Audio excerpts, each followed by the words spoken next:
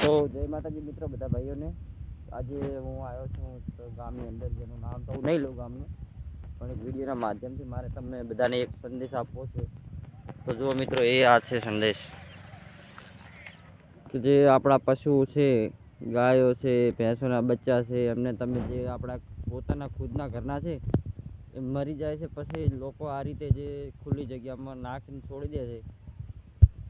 તો મારું એટલું જ કહેવાનું છે, અર્થ છે કે ભાઈ તમે આ રીતે ના કરો. ગાય જે જીવતે જીવ હોય છે ત્યારે આપણે કહીએ છીએ કે ગાય આપણી માં છે, માતા છે, અને પછી મર્યા પછી તમે આ રીતે ખુલ્લી કૂતરાને ખાવા માટે, ફાડવા માટે નાખી દો. તો ભાઈ જોઈ શકો છો, આ એક ગાય છે, 4 થી 5 કૂતરા એક ગાય માથે પડ્યા છે, બરોબર. આ પેલું પાડું છે, પેલી જે આગળ છે એ ગાય છે, એના માથે 2-3 કૂતરા છે. જુઓ તમે, 10 થી 15 કૂતરા છે આટલા બાજુ.